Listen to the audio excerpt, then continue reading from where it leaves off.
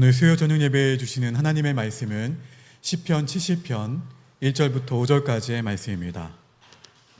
시편 70편 1절부터 5절까지의 말씀을 한 절씩 교독합니다.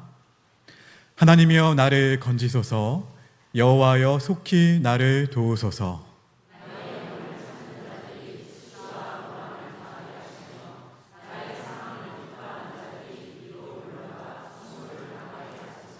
아하 아하 하는 자들이 자기 수치로 말미암아 뒤로 물러가게 하소서.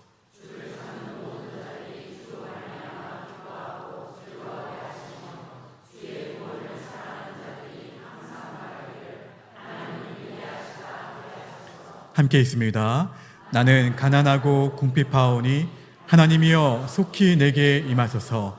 주는 나의 도움이시요 나를 건지시는 이시오니 여호와여 지체하지 마소서. 아멘. 시간 사랑하는 8구역 가족들 나오셔서 하나님께 찬양으로 영광 돌리겠습니다.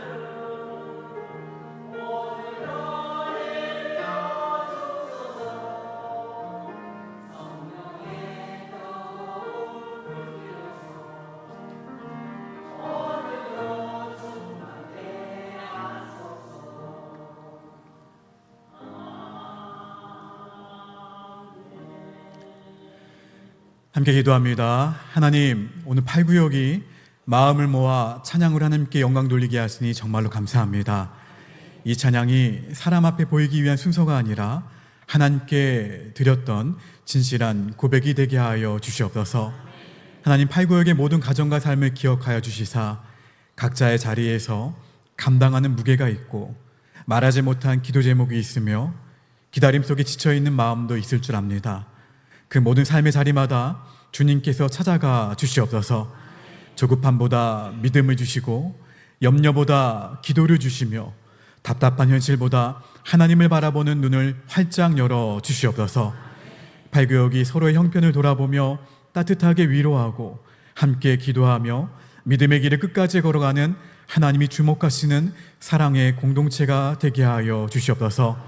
특별히 오늘 부른 찬양의 고백이 삶으로 이어지게 하시고 성령 충만함으로 주님을 기다리는 자리에서 더 깊이 주님을 만나게 하여 주시옵소서. 이 모든 말씀 예수님의 이름으로 기도합니다. 아멘. 하나님께 영광의 박수를 드립니다. 우리 앞뒤 자화분들과 함께 축복합니다. 예수님 때문에 행복합니다. 다시 한번 고백하실까요? 예수님 한 분이면 충분합니다. 오늘 함께 나누는 말씀 시편 70편은 다윗이 그 공경에 처한 상황 가운데에서 지었던 시로 보여집니다. 사실 어떠한 공경에 처해져 있는지는 모르겠습니다. 정확히 무엇이었는지는 알 수가 없습니다. 그러나 다윗은 수치와 무한을 당하고 있었고, 다윗의 그러한 이런 상황에 대해서 많은 사람들이 기뻐하는 자들도 있었던 것으로 여겨집니다.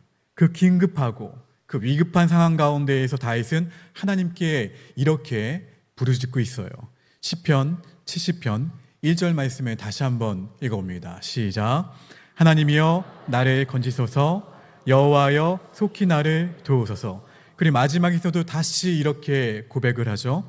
70편 5절입니다. 시작. 나는 가난하고 궁핍하오니 하나님이여 속히 내게 임하소서.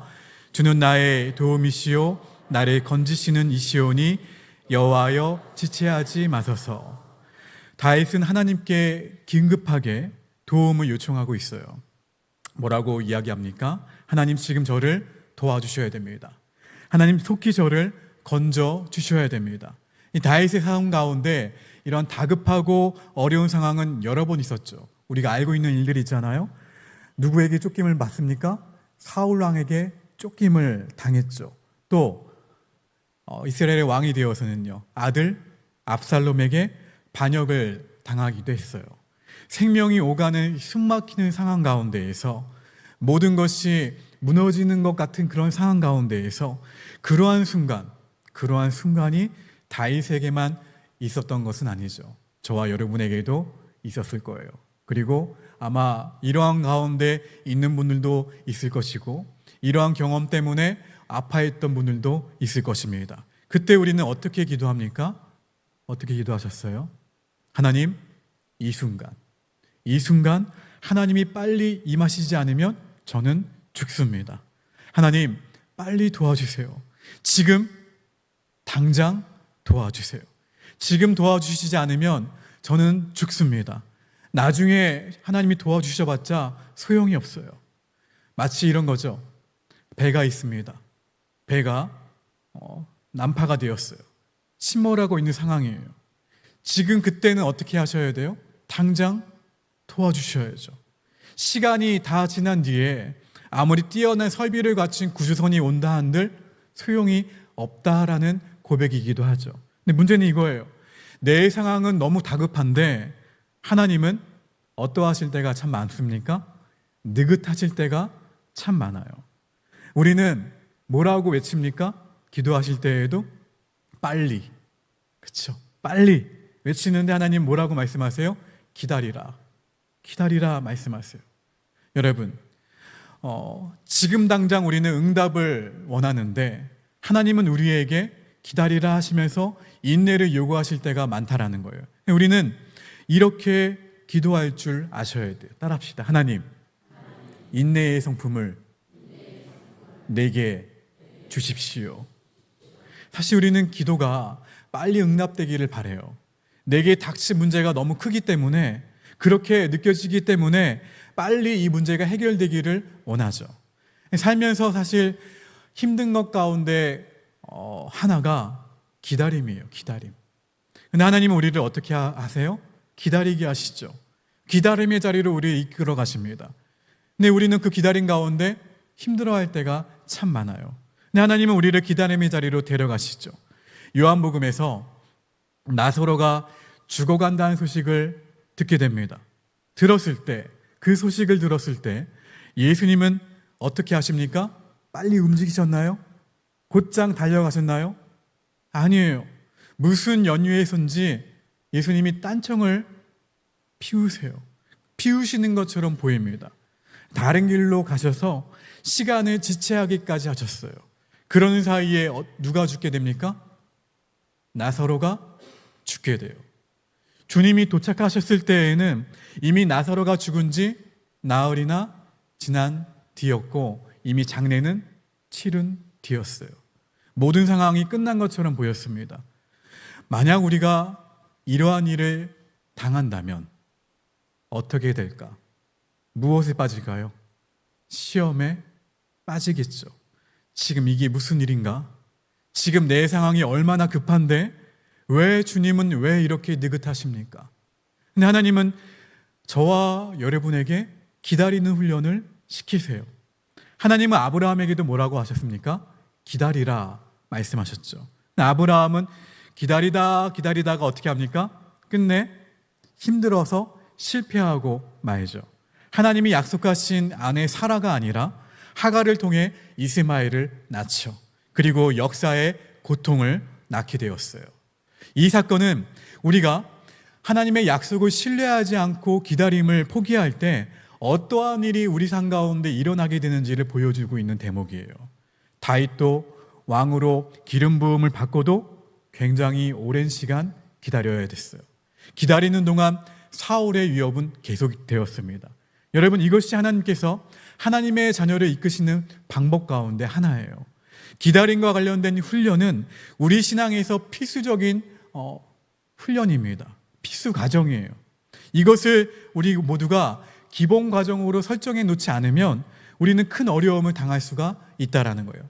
대부분의 사람들은 이 기다리는 일에서 실패합니다. 탈진하죠, 원망하죠, 그리고 포기하고 주저앉습니다. 우리는 이런 생각을 하게 돼요.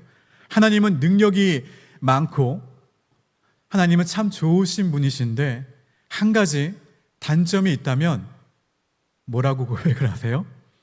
스피드에 문제가 있으죠. 그런 하나님이 우리에게 인내를 연습시키시는 데에는 이유가 있어요. 하나님은 뭡니까? 자아 중심적인 의지를 꺾는 훈련을 시키세요. 기다림의 훈련을 통해서 우리의 무엇을 다루시냐면 고집을 다루세요. 하나님은 시련과 걱정과 여러 가지 일들을 통해서 사람들을 다루십니다. 그리고 하나님의 사람으로 아름답게 빚어가시죠. 시간이 조금 더 필요한 사람에게는 시련의 시간이 더 길어질 수도 있어요. 그렇지 않은 사람에게는 시련의 시간이 단축될 수도 있겠죠. 여러분, 죄의 속성 가운데 하나는 뭔지 아십니까? 고집이에요. 고집. 자아 중심적으로 살고자 하는 고집. 인생의 고난의 문제는 피할 수가 없죠. 고난이 크다라는 것은 오랫동안 자기 삶에서 주장해오던 것이 매우 컸다라는 의미이기도 합니다. 그래서 하나님께서 인생의 길을 바꾸시려는 뜻이 강하게 나타나는 거예요. 삶에 대한 고집, 내 주장, 내 뜻이 너무 강하기 때문에 하나님께서 강수를 두시는 거예요. 모든 것이 자신이 원하는 방식으로 되어야 된다는 생각, 자기 집착이 깨어지는 것은 큰 고통이죠. 이때 우리가 인정해야 할 것이 있어요. 우리는 내 삶을 통제할 수 있다, 없다? 없다.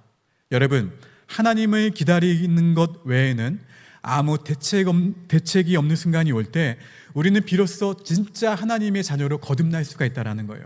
신앙은 그래서 기다림을 통해서 아름답게 여뭅니다. 인생에는 때가 있어요.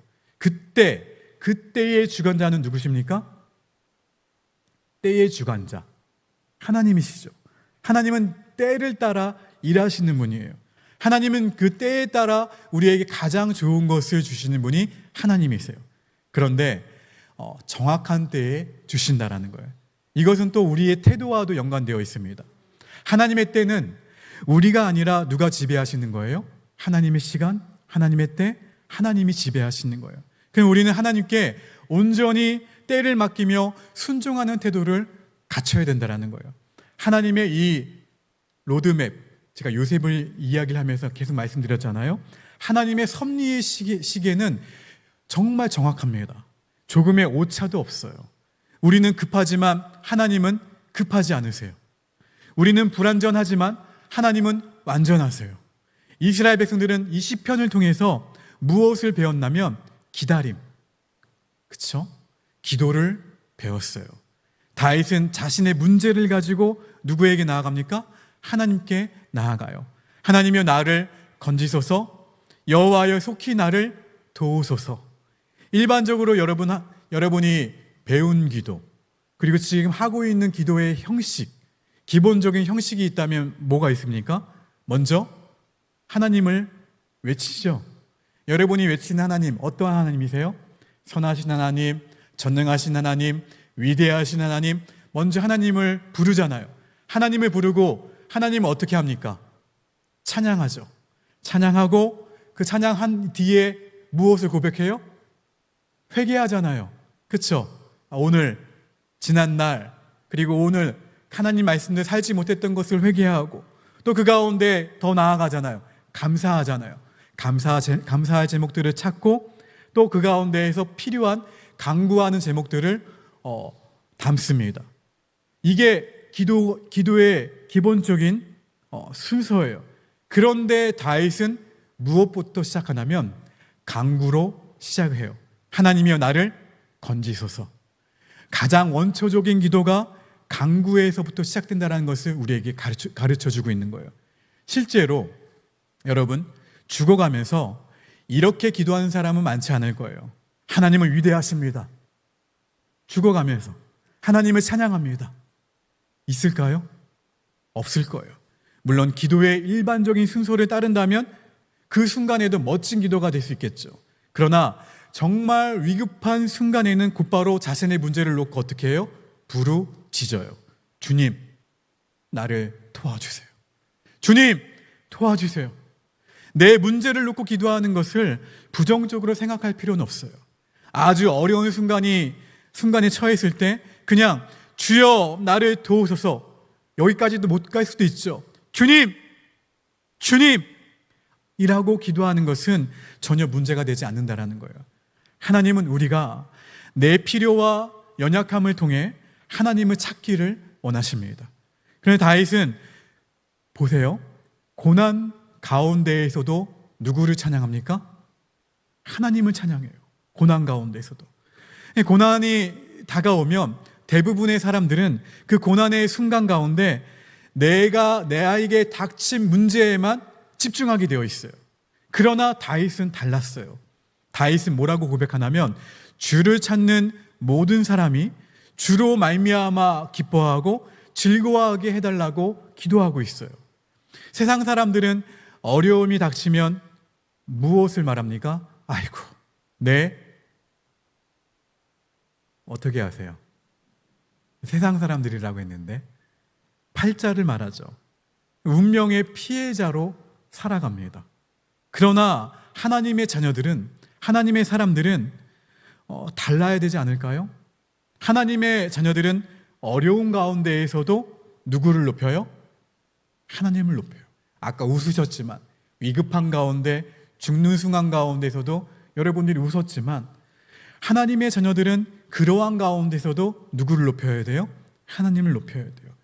요한계시록에 기록된 영광스러운 비전과 계시도 마찬가지예요. 사도 요한이 밤모섬에 갇혀있던 그 상황, 어두운 상황이었어요. 어두운 상황에서 하늘의 영광스러운 계시가 펼쳐졌습니다. 캄캄한 밤에 하늘문이 활짝 열리고 하늘의 계시가 임했어요. 가장 영광스러운 장면은 가장 캄캄한 시기에 임해요. 하나님의 백성은 현재의 고통, 응답 없는 기도, 풀리지 않는 현실, 죄어오는 그 어려운 현실 가운데에서도 누구를 기다려요? 하나님을 기다려요. 어려운 순간에 하나님의 자녀가 보아야 될 그 놀라운 환상은 단순히 상황의 변화가 아니에요. 눈이 열려 누구를 만나는 거예요? 하나님을 만나는 거예요. 어려운 가운데 하나님을 찾는 것, 비로소 하나님을 만나게 되는 것. 여러분, 자연도 하나님의 영광을 찬양하잖아요. 그렇죠? 세상 사람들은 그 자연 가운데 우리가 바다를 세상 사람들은 바라보면서 그냥 뭐라고 얘기하냐면 멋지다, 아름답다, 여기서 끝이 나요. 그러나 하나님의 자녀들은 그 가운데에서 누구를 보셔야 돼요? 야, 정말 하나님의 솜씨가 아름답구나. 여러분, 특별히 우리 교우들은 꽃 정말 좋아하잖아요. 그렇죠? 그렇죠? 그 아름다움을 보면서 하나님의 그 아름다우신 그 창조하신 그것들을 보셔야 돼요. 풍랑일 때는요, 풍랑일 때 파도만 보아서는 안 되겠죠. 세상 사람들은 파도만 보잖아요. 그런데 파도를 일으키신 누구를 보셔야 돼요? 하나님을 보셔야죠. 그리고 그 파도를 만 보는 것이 아니라 파도를 잠잠케 하실 하나님을 보셔야죠. 문제만 보는 것이 아니에요. 문제 너머에 계시는 하나님을 볼 수가 있어야 된다는 거예요. 이렇게 위대하신 광대하신 하나님을 본 사람은 힘들고 어려운 상황 가운데서도 누구를 노래합니까? 하나님을 노래해요. 그리고 하나님께 감사하고 하나님이 주신 비전을 품고 나아가는 사람이 진짜 그리스도인이에요. 옆 사람에게 축복합시다. 어려운 가운데서도 하나님을 찬양합시다. 할렐루야. 아시겠죠? 저는 기도를 하고 있는데 우리 사랑하는 교우들이 어려움을 당하지 않게 해달라고 기도하고 있지만 혹 여러분의 마음이 낙심이 되고 그 마음이 무너지는 것 때문에 마음이 어렵고 힘든 순간이 찾아온다 하더라도 오늘 말씀을 기억하셨으면 좋겠어요. 누구를 보셔야 돼요? 하나님을. 그 가운데 어떻게 하셔야 돼요? 감사하고 찬양하고 하나님의 비전을 볼 수 있는 우리 사랑하는 교우들 모두가 되시기를 주님의 이름으로 간절히 축원합니다. 다윗은 이렇게 기도하죠. 오늘 시편에서 하나님이여 속히 내게 임하소서, 여호와여 지체하지 마소서. 시편 전체에 걸쳐서 이 속히라는 단어가 굉장히 많이 등장합니다. 이 말은 아주 긴박한 상황에 빠져서 고통 가운데 부르짖는 사람이 사용하는 단어예요. 속히, 빨리 문제가 빨리 해결되기를 원하는 마음이죠. 고통이 빨리 사라지기를 원하는 마음이에요. 내 그 육신의 아픔이, 나의 마음의 이 아픔이, 나의 이 상황이 빨리 해결되어지기를 원하는 마음이에요. 초대교회 성도들은 어떤 줄 아십니까? 핍박 가운데에서 주님이 속히 오기를 기다렸어요. 요한계시록 22장 20절 말씀 읽어봅니다. 시작.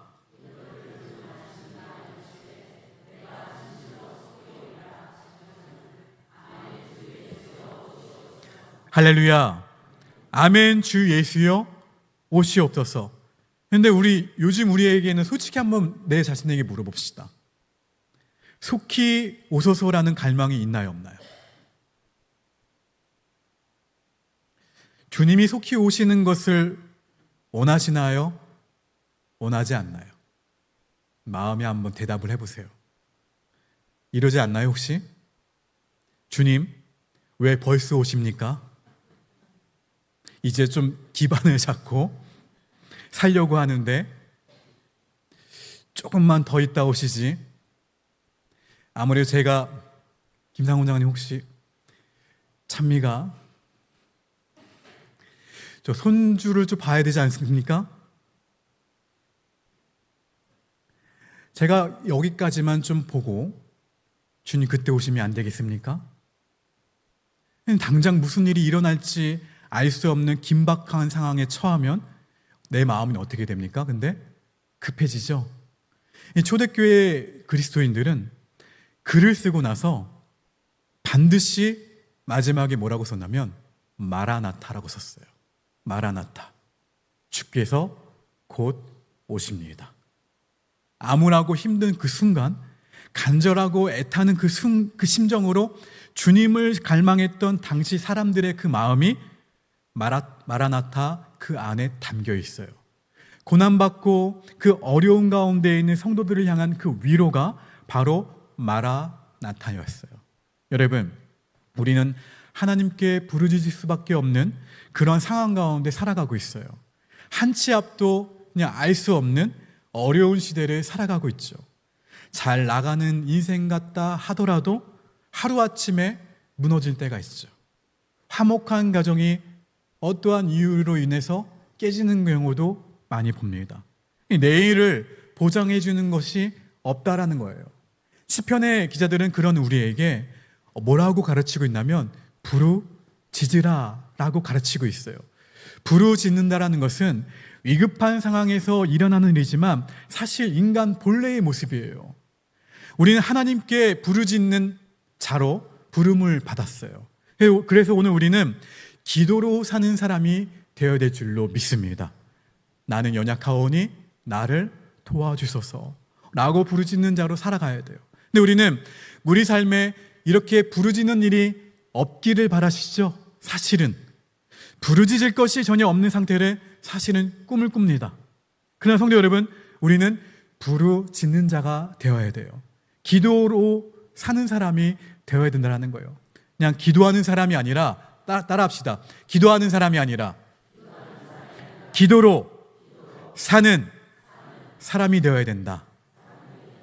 부르짖을 것이 없는 순간이 반드시 축복이 아니라는 거예요. 다윗은 자신의 가난함을 지금 시편에서 뭐라고 하고 있습니까? 토로하고 있죠. 나는 어떻다고 말하고 있어요? 가난하다. 나는 궁핍하다.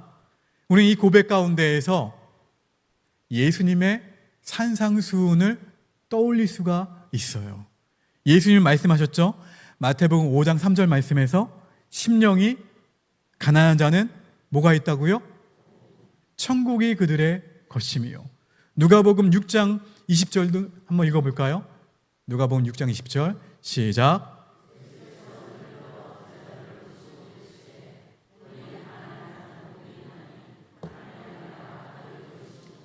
예수님은 왜 가난한 자가 복이 있다라고 말씀하셨습니까? 기억나세요? 제가 이 팔복에 대해서 말씀드렸잖아요. 왜 아무것도 없는 상태가 왜 복일까요? 세상적인 관점에서는 전혀 이해되지 않는 말씀이에요. 성경에서 말하는 복은 자신에게 아무것도 없는 상태, 그 자체가 아니에요. 아무것도 없는 상태에서 찾아오는 누구를 갈망하는, 이거예요. 맞아요. 하나님만을 갈망하는 상태. 나는 비워졌죠? 그 비워진 상태에서 누구를 갈망해요? 하나님만을. 오늘 팔구역이 불렀던 찬양의 고백처럼. 그렇죠? 성경은 모든 것을 갖추고 필요한 것이 없고 하나님을 찾을 필요도 없고 부르짖을 필요도 없는 상태를 복이라고 말하지 않아요. 하나님이여 속히 내게 오시옵소서. 여호와여 지체하지 마소서. 이 기도 안에는 이러한 고백이 담겨 있어요. 우리는 주님 없이는, 누구 없이는, 주님 없이는 단 한순간도 살 수 없는 연약한 존재입니다. 하나님 없이는 단 한순간도 살아갈 수 없는 연약한 사람입니다. 다윗은 이러한 마음으로 하나님께 부르짖고 있어요. 여기서 속히라는 말은 하나님에 대한 간절한 갈망이에요. 느긋함이 없죠. 이것은 우리의 영적인 삶에서 매우 귀중한 태도예요. 하나님에 대한 절박함, 하나님에 대한 간절함, 하나님에 대한 이 굶주림을 우리가 단 한순간이라도 놓치게 되면 신앙생활은 위험해질 수 있다라는 거예요. 오늘 우리 시대의 문화 가운데에는 하나님을 향한 간절함이 전혀 없습니다. 물론 하나님을 섬긴다고 말하죠. 그러나 하나님을 갈망하지는 않아요. 하나님, 뭐라고 얘기하냐면 형편대로 해주십시오. 이렇게 기도할 뿐이에요. 하나님이 우선순위에서 밀려나신 것이죠. 다윗의 기도에는 가난하고 궁핍하다. 이 다윗의 기도 가운데에는 어떠한 뜻을 담고 있나? 지금 어떠한 상태예요? 배가 고픈 상태, 굶주린 상태, 지쳐서 죽기 직전의 상태, 생사를 걸고 그래서 하나님을 갈망하고 찾고 있는 상태예요. 지금 심히 배가 고파서 죽을 지경에 처해 있어요. 그리고 하나님이 전능하신 하나님인 것을 알고 있어요. 그렇다면 우리의 태도는 어떻게 해야 될까? 오늘 우리가 가진 태도와는 달라야 된다는 거예요. 하나님 외에는 다른 그 어떠한 것도 생각나지 않는 상황 가운데로 나아가는 것, 바로 이것이 세상의 영적인 상태예요. 아멘. 주 예수여 오시옵소서. 초대교회 성도들의 이 마라나타 이 기도는 단순히 재림을 기다린다는 것이 아니에요. 주 예수 그리스도 외에는 어떠한 것도 구하지 않는 상태를 말합니다. 예수님 외에는 다른 어떤 것도 끼어들 여지가 없는 상태를 말해요. 마라나타. 여러분, 지금 하나님을 진실로 갈망하고 계십니까? 하나님만을 구하고 계십니까?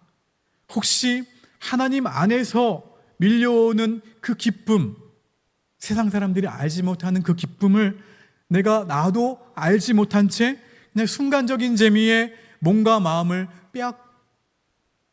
빼앗기고 있지는 않은지. 오늘날 세상의 문화 속에는 우리 마음을 그냥 충동질하는 것으로 가득해요. 보암직도 하죠. 먹은직도 하죠. 탐스럽기도 해요. 그러다 보니까 신앙의 기본을 유지하는 것조차 쉽지 않다라는 거예요. 우리는 좋아하는 것이 있어도 적당히 좋아하면서 영적인 긴장감을 가질 필요가 있다라는 거예요. 도시에서 스스로 사막을 만들어서 자신의 영혼을 지키는 이 외로운 싸움을 하지 않으면 우리는 이 세상 문화의 종로를 탈 가능성이 많다라는 거예요. 내 삶과 나의 영적인 세계가 허물어지는 것은 그냥 단 하루아침에 일어나는 일들이 아니에요. 나도 알지 못하는 사이에 서서히 무너지는 거예요. 여러분, 세상적으로 결핍을 경험할 때 하늘의 영광만을 갈망하는 마음이 깊어진다는 것을 알고 계십니까? 세상의 것으로 내가 배부르게 되면 하나님을 갈망하는 마음이 일어나기가 어려워요. 주님 말씀하셨죠? 누가복음 6장 20절에서 너희 가난한 자는 복이 있나니. 하나님을 갈망하는 마음을 가로막고 있는 것들이 있다면 드러내야 돼요. 그리고 버리셔야 돼요. 여러분에게 주신 하나님의 선물들이 있습니다.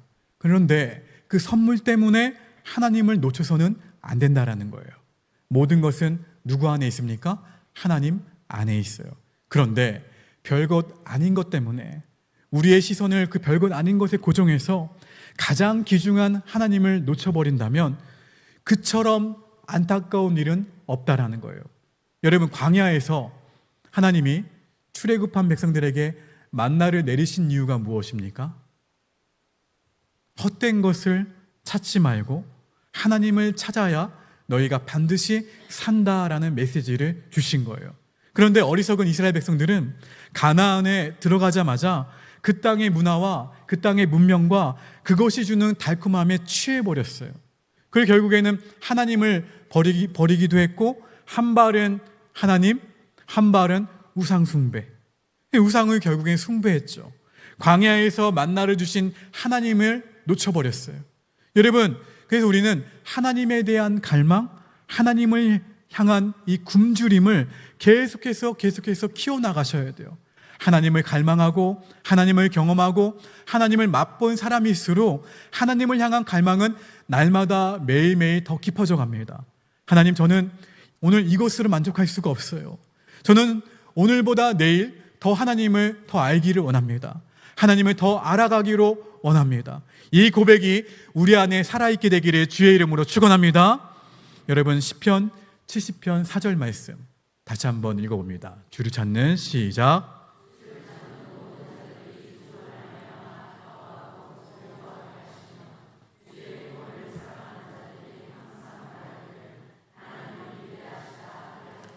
할렐루야. 모든 즐거움과 모든 기쁨은 누구로부터 나온다라는 고백이에요? 하나님으로부터. 하나님이 임하실 때 하나님의 나라가 임하는 거예요. 그렇게 되면 사실 모든 상황은 끝이 납니다. 모든 기도는 완성이 돼요. 아무것도 없는 자처럼 어떻게 해요? 하나님만을 구할 때 하나님은 우리를 절대로 실망시키지 않으십니다. 가장 좋은 것을 주시는 분이 누구세요? 하나님이세요. 주를 찾는 모든 자에게 주로 말미암아 기뻐하고 즐거워하게 하시는 분이 누구시라는 거예요? 하나님이시라는 거예요. 우리는 이렇게 기도할 수 있어야 돼요. 따라합시다. 여호와여, 속히 내게 임하소서. 나는 지금 주님만을 갈망합니다. 주님이 임하시지 않으시면 다른 어떤 것으로도 만족할 수 없습니다. 주님만이 나의 전부이십니다. 할렐루야. 또 이렇게 기도할 수 있어야 돼요. 따라합시다. 우리의 심령 가운데 하나님을 향한 갈망이 식지 않게 하옵소서. 내 안에 하나님을 간절히 찾는 영성이 죽어 있다면 다시 회복시켜 주옵소서. 하나님 앞에 간절히 나아가게 하옵소서. 하나님을 찾는 마음을 흩어버리고 방해하는 삶의 요소들을 제거해 주옵소서. 하나님께만 집중할 수 있는 은혜를 허락해 주옵소서. 그때 하나님이 우리에게 반드시 임하실 것입니다. 사랑하는 성도 여러분, 어려운 일 당할 때 우리에게 필요한 것은 그 상황을 붙드는 것이 아니라, 내 뜻대로 빨리 해결되기를 원하는 것이 아니라, 우리에게 정말 필요한 것은 하나님께 나아가는 믿음이에요. 그리고 하나님을 기다리는 믿음, 하나님 없이는 단 한순간도 살 수 없다라는 간절한 갈망과 고백이에요. 지금 결단 찬양을 부를 때에 우리의 마음 가운데 혹시 조급함이 있다면 주님께 내려놓으시고 내 마음을 비우시고 성령 하나님만으로 채울 수 있는 결단의 시간이 되기를 소망합니다. 이 믿음으로 함께 찬양합니다.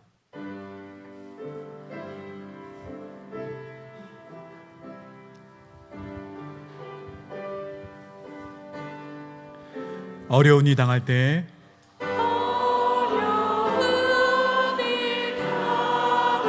나의 믿음 적으나 내 마음을 비우고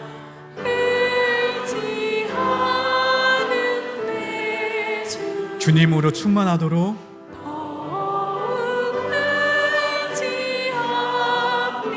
세월 지나갈수록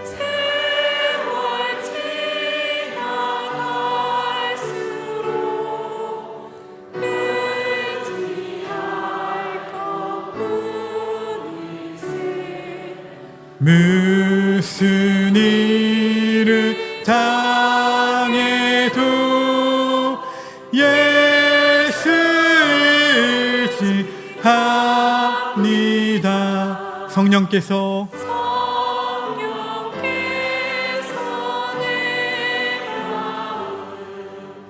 밝히 비춰주시니 인도하심 따라서 주만 의지합니다.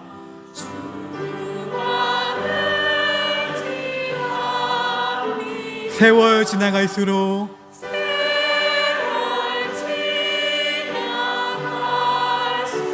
의지할 것뿐일세.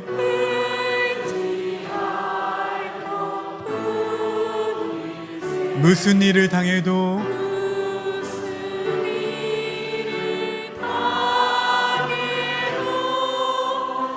예수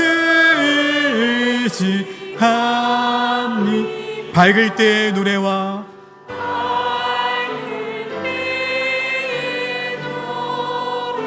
어두울 때의 기도로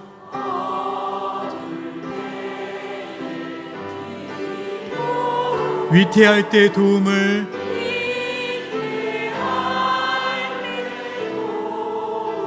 주께 간구합니다.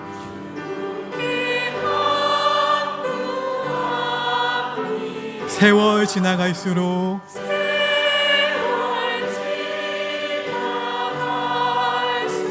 네, 그렇습니다. 주님,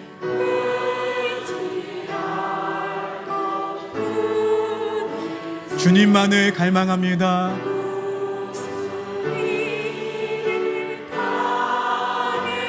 예수 의지합니다.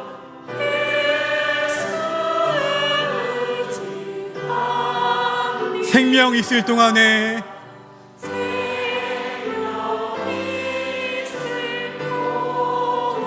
예수 의지합니다.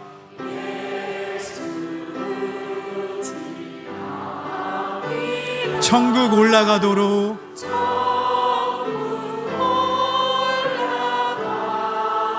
의지할 것뿐일세.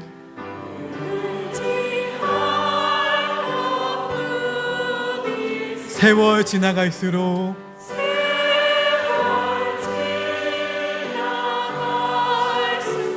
의지할 것뿐일세.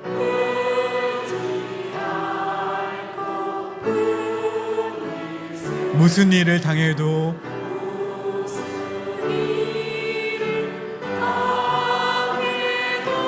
예수 의지합니다.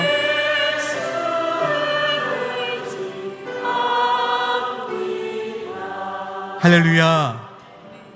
오늘 다 잊어버리셔도 돼요. 한 가지만 꼭 기억합시다.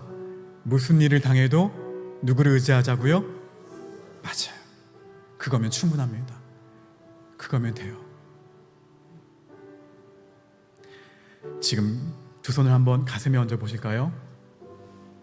제가 기도합니다. 하나님, 다윗이 위급한 순간에 하나님이여 속히 나를 도우소서라고 부르짖었던 것처럼 오늘 우리도, 그리고 내일 우리도 앞으로 주님 앞에 나와 부르짖겠습니다. 우리의 삶에는 다급한 순간이 있습니다. 숨이 막히는 순간도 있습니다. 지금 도와주시지 않으면 안 될 것 같은 순간도 있습니다. 그때 우리의 마음이 원망으로 무너지지 않게 하여 주시옵소서. 하나님이 느리신 것이 아니라 하나님이 정확한 때에 일하시는 분임을 믿게 하여 주시옵소서. 기다림의 훈련 가운데에서 우리의 고집을 꺾어주시고 내 뜻대로 살고자 하는 자아중심적인 마음을 다루어 주시옵소서. 고난의 시간을 통해 우리를 하나님의 사람으로 빚어주시사 하나님, 홍내 안에 하나님을 향한 간절함이 식어 있다면 다시 회복시켜 주시옵소서. 세상의 즐거움에 마음을 빼앗기지 않게 하시고 하나님이 주신 선물 때문에 하나님을 혹 놓치지 않게 하여 주시옵소서. 우리의 가난함과 궁핍함이 저주가 아니라 하나님만을 갈망하게 하는 은혜의 자리가 되게 하여 주시옵소서. 주님 없이 한순간도 살 수 없음을 고백합니다. 주님만이 우리의 도움이시며 주님만이 우리의 기쁨이시며 주님만이 우리의 전부이십니다. 우리의 심령 가운데 하나님을 향한 갈망이 살아나게 하시고 하나님께만 집중할 수 있는 은혜를 허락하여 주시옵소서. 그래서 모든 상황 가운데 오직 하나님만 의지하며 나아가는 믿음의 성도들의 삶이 되도록 인도하여 주시옵소서. 하늘에 계신 우리 아버지여, 이름이 거룩히 여김을 받으시오며 나라가 임하시오며 뜻이 하늘에서 이루어진 것 같이 땅에서도 이루어지이다. 오늘 우리에게 일용할 양식을 주시옵고 우리가 우리에게 죄 지은 자를 사하여 준 것 같이 우리 죄를 사하여 주시옵고 우리를 시험에 들게 하지 마시옵고 다만 악에서 구하시옵소서. 나라와 권세와 영광이 아버지께 영원히 있사옵나이다. 아멘.